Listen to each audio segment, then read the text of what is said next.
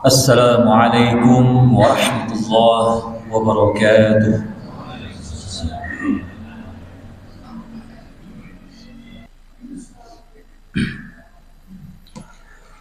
Alhamdulillah, alhamdulillahi wa kafa, wassalatu wassalamu ala habibina al-mustafa Muhammadin sallallahu alaihi wasallam wa ala alihi wa ashabihi al-awfa wa man tabi'ahum bi ihsanin ila yaumil wafa. Asyhadu an la ilaha illallah wahdahu la syarika lah wa asyhadu anna Muhammadan abduhu wa rasuluhu la nabiyya ba'dah, amma ba'd. Ayyuhal hadirun, usi nafsi wa iyyakum bi taqwallah wa ta'atihi faqad fazal muttaqun. Faqad qala Allah Ta'ala fi kitab tanzilihi, a'udzu billahi minasy syaithanir rajim, ya ayyuhalladzina amanu taqullaha haqqa tuqatih wa la tamutunna illa wa antum muslimun. Shadaqallahul azim. Hadirin sidang Jumat yang Allah Subhanahu wa taala muliakan. Dalam surat Adz-Dzariyat ayat 56, Allah Subhanahu wa taala kembali mengingatkan eksistensi kita, jati diri kita, dan tujuan penciptaan kita oleh Allah Subhanahu wa taala. Wa ma khalaqatul jinna wal insa illa liya'budun. Dan tidaklah aku ciptakan jin dan manusia kecuali untuk beribadah kepadaku. Dan esensi atau intisari dari ibadah itu sendiri, ketaatan dan ketundukan kita kepada Allah adalah la'allakum tattaqun, agar kita menjadi hamba Allah yang bertakwa.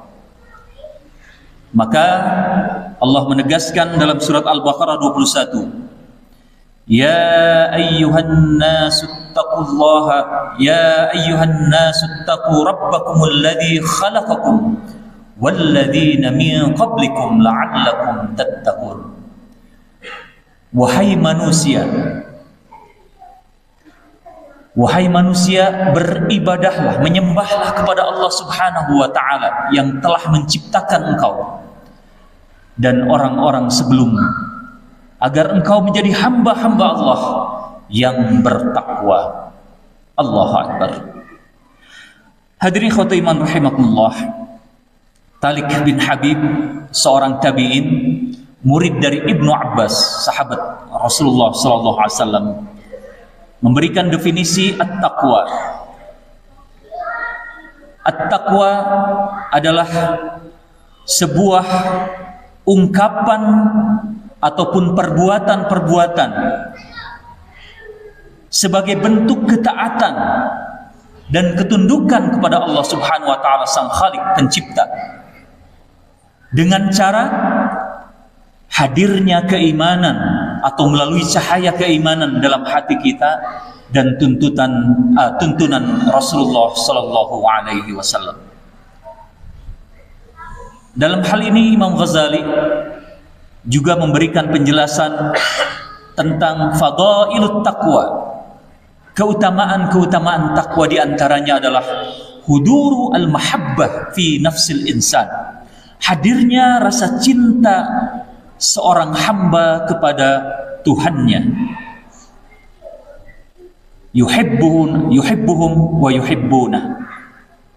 Dan yang paling sukses, seseorang yang paling sukses adalah sesungguhnya orang ketika meninggal dunia namun dalam hatinya ada rasa cinta kepada Allah Subhanahu wa taala. Allahu Akbar. Wattaqa fa innallaha yuhibbul muttaqin. Dan bertakwalah, sungguhnya Allah mencintai orang-orang yang bertakwa. Hadirin ikhwatu iman rahimakumullah, ibadah saum di bulan Ramadan yang sebentar lagi akan hadir, akan datang kepada kita, pun ternyata output yang diinginkan dari ibadah tersebut adalah at-taqwa, Bagaimana Allah memfirmankan, ya ayyuhalladzina amanu kutiba alaikumus siyam kama kutiba alal ladzina min qablikum la'allakum tattaqun. Wahai orang-orang yang beriman, telah diwajibkan kepadamu berpuasa sebagaimana yang telah diwajibkan kepada orang terdahulu agar kamu bertakwa. Itulah tujuan intinya. Hadirin ikhwati iman rahimakumullah.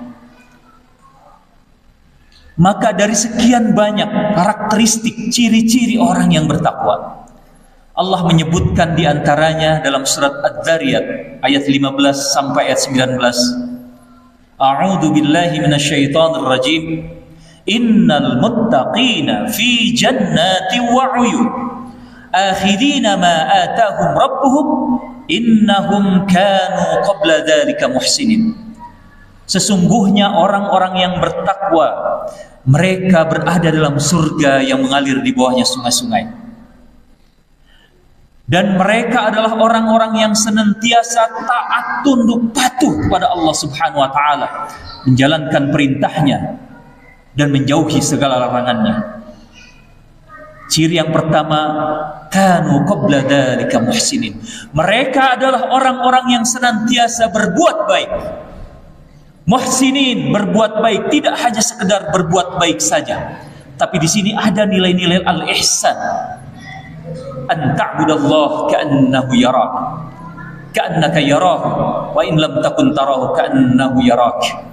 Engkau beribadah kepada Allah dengan ikhlas sepenuh hati, seolah-olah engkau melihatnya. Dan jika engkau tidak melihatnya, maka yakinlah dia melihatmu. Maka para ulama membagi dua al-ihsan. Yang pertama ilal khaliq. Ihsan kepada khaliq adalah al-ikhlas, dengan sepenuh ikhlas. Kemudian bil ibadah wat ta'ah wal khudu, dengan ibadah-ibadah dan ketaatan kita serta ketundukan kita kepada Allah Subhanahu wa taala. Kemudian yang kedua, al-ikhlas ilal makhluk, kepada makhluk. Dengan apa? Bil birri, dengan kebaikan-kebaikan. Wal akhlakul karimah, dan menunjukkan akhlak yang terpuji. Wal muamalatul hasanah, dan muamalah yang baik. Hadirin ikhwati iman rahimakumullah. Dalam saum, bagaimana kita dilatih untuk betul-betul ihsan kepada Allah. Yakin hanya Allah yang tahu. Maka seorang mukmin dituntut selain keimanan kepada Allah, kemudian al-Islam dengan menjalankan syariat, ibadah, maka harus ada dalam dirinya al-ihsan. Ikhlas sepenuhnya karena Allah Subhanahu wa ta'ala. Hadirin ikhwati iman rahimakumullah. Sifat yang kedua, kanu qalilan minal laili ma yahja'un. Mereka sedikit sekali tidur di waktu malam. Di sini Imam ataupun Ibnu Katsir dalam tafsirnya Al-Qur'anul Azim mengutip beberapa pendapat para ulama, di antaranya Ibnu Jarir At-Tabari dan juga Hasan Basri, mengatakan bahwa orang-orang yang beriman, di antara ciri-cirinya, karakteristiknya, mereka senantiasa beribadah di waktu malam. Meskipun berat, tapi mereka berupaya untuk melakukannya. Karena apa? Karena selain mereka tahu ini adalah ciri orang yang beriman dan bertakwa, keduanya adalah betul-betul memiliki fadilah dan keutamaan yang sangat luar biasa. Allah mengangkat derajat orang-orang yang senantiasa melakukan salat malam atau tahajud. Wa minal laili fatahajjad bihi nafilatan lak asa ayyab'asa rabbuka maqaman mahmuda. Allah akan berikan kedudukan yang istimewa, angkat derajat, dan Allah muliakan dengan salat tahajud ini. Dan Rasulullah SAW juga menegaskan akan keutamaan salat di malam hari. Dalam hadisnya, alaikum biqiyamil lail, kalian berupayalah untuk qiyamul lail, beribadah di waktu malam, salat tahajud. Kenapa? Fa innahu da'bus salihina min qablikum, karena ini kebiasaan orang-orang yang soleh sebelummu. Fa inna qiyamal lail qurbatun ilallah, Karena dengan qiyamul lail engkau akan mendekatkan diri lebih dekat lagi dengan Allah Subhanahu wa taala. Wa manhatun lil ismi, menutup ataupun menghapus kejahatan atau keburukan-keburukan kita. Wa takfirul sayyi'at, dan menutupi dosa-dosa kita. Wa mutradatun lidda'i'anil jasad, dan menghilangkan penyakit-penyakit dalam diri jasad kita atau dalam jiwa kita. Allahu Akbar. Hadirin ikhwatu iman rahimakumullah, maka dalam hadis lain ada yang kemudian menegaskan, jika ingin kita seorang yang beriman masuk surga dengan selamat, wasallu bil laili wan nasun niyam udkhulul jannata bis salam. Salatlah di waktu malam ketika manusia tertidur lelap, masuklah ke surganya dengan selamat. Allahu Akbar. Hadirin ikhwatu iman rahimakumullah, maka tauladan kita tentu Rasulullah sallallahu alaihi wasallam, bagaimana yang diriwayatkan hadis oleh Siti Aisyah, kana Rasulullah sallallahu alaihi wasallam yaqumu minal laili hatta tatafattar qadamahu. Rasulullah, kata Aisyah, bangun di waktu malam dan senantiasa melakukan itu hingga kedua kakinya bengkak. Atau dalam terjemahan lain, pecah-pecah. Kenapa? Karena betul-betul ingin khusyuk munajat kepada Allah dalam qiyamul lail. Sampai kemudian Aisyah bertanya kepada Rasulullah, "Lima tasna'u hadza ya Rasulullah?" Kenapa engkau lakukan ini wahai Rasulullah? "Alam taghfir lakallahu ma taqaddama min dhanbika wa ma ta'akhkhar?" Bukankah Allah telah mengampuni dosamu yang terdahulu dan yang akan datang? Apa jawab Rasulullah sallallahu alaihi wasallam? "Afala akuna 'abdan syakura?" Tidak bolehkah aku menjadi hamba Allah yang bersyukur? Allahu Akbar. Jawaban Rasulullah sallallahu alaihi wasallam, seorang yang mulia, seorang yang agung, istimewa, maksum dari dosa, dijamin masuk surga yang paling tinggi keimanan dan ketakwaannya kepada Allah Subhanahu wa taala. Mencontohkan bagaimana bersyukur kepada Allah dengan cara ibadah yang betul-betul khusyuk. Maka kita selaku orang-orang yang beriman seharusnya kita lebih pantas, lebih layak untuk lebih rajin beribadah kepada Allah Subhanahu wa taala. Barakallahu li wa lakum.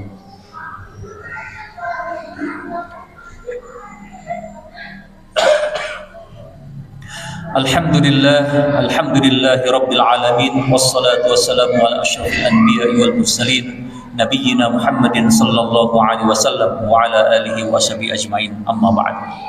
Hadirin ikhwati man rahimakumullah, sifat yang ketiga yaitu wabil asharihum yastaghfirun, dan mereka hamba-hamba Allah yang bertakwa gemar beristighfar di waktu sahur. Kenapa waktu sahur? Ternyata waktu sahur memiliki keutamaan. Hadis Rasulullah sallallahu alaihi wasallam, yanzilu rabbuna tabaraka wa ta'ala kulla lailatin ila as-sama'id dunya hina yabqa thulutsayil akhir. Allah Subhanahu wa taala turun ke langit dunia ketika sampai waktu sepertiga malam terakhir. Lalu apa yang kemudian Allah firmankan? Man yad'uni astajib lahu wa astajib lahu. Barang siapa yang berdoa kepadaku di waktu sahur itu, maka aku akan kabulkan doa-doanya. Kemudian wa man yas'alni fa'utiya lahu, dan barang siapa yang meminta kepadaku, aku kabulkan semua permintaannya. Wa man yastaghfiruli, dan barang siapa memohonkan ampun, memohon ampun dari dosa-dosanya kepadaku, fa'aghfir lahu, maka aku ampuni dosa-dosanya. Allahu Akbar. Dan kita selaku hamba-hamba Allah, lalu apa yang kita inginkan dari Allah Subhanahu wa taala kecuali ampunannya? Maka para ulama kemudian, orang yang tidak pernah bertaubat, beristighfar, meminta ampun kepada Allah, sesungguhnya orang-orang yang zalim. Wa man lam yatub fa ulaika humudz zalimun. Na'udzubillahi min dzalik. Hadirin ikhwati iman rahimakumullah, maka kita selaku anak cucu Adam pasti melakukan kesalahan. Kullu bani Adam khata'un. Tapi sebaik-baiknya di antara kita yang berbuat salah, dosa, kemaksiatan adalah at-tawwabuna, orang yang kemudian beristighfar, bertaubat kepada Allah Subhanahu wa taala, memohon ampunannya. Allahu akbar. Hadirin ikhwati iman rahimakumullah. Dan yang terakhir, wa fi amwalihim haqqul lis-sa'iri wal mahrum.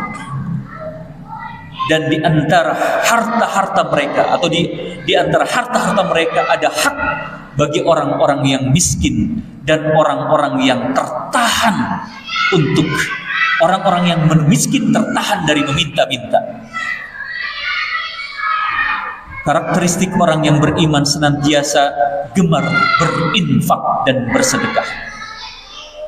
Dan Ramadan ini memberikan gambaran atau tauladan bagaimana Rasulullah sallallahu alaihi wasallam berinfak, bersedekah, bagaikan digambarkan angin yang kencang. Begitu dahsyatnya, berkali lipat baik frekuensi, kualitas maupun kuantitasnya.